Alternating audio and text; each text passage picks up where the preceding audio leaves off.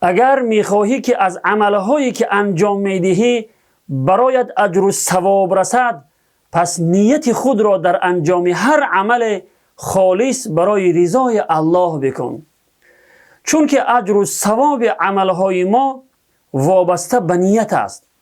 حتی در امور دنیا هم اگر نیت خالص داشته باشیم، یعنی تنها به خاطر رضای الله انجام دهیم، برای ما اجر و ثواب می رسد.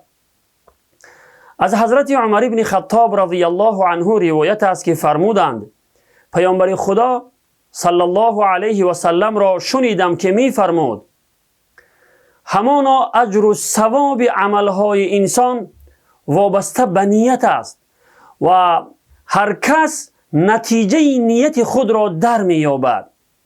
پس هر کسی که هجرتش به سوی خدا و رسولش باشد اجر و ثواب آن را در می یابد، و هر کسی که هجرتش به سوی دنیا باشد یا هجرتش برای ازدواج با زنی باشد البته به آن می رسد. پس هجرت او به سوی چیزی است که برای رسیدن به آن هجرت کرده است. روایت بخاری و مسلم.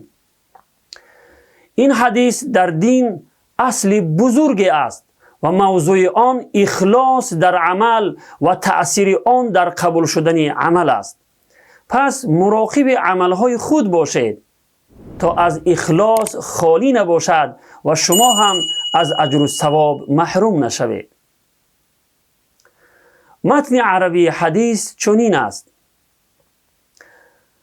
عن عمر بن الخطاب رضی الله عنه قال: سمعت رسول الله صلى الله عليه وسلم يقول: إنما الأعمال بالنيات وإنما لكل امرئ ما نوى، فمن كانت هجرته إلى الله ورسوله فهجرته إلى الله ورسوله، ومن كانت هجرته إلى دنيا يصيبها أو امرأة ينكحها فهجرته إلى ما هاجر إليه. رواه البخاري ومسلم.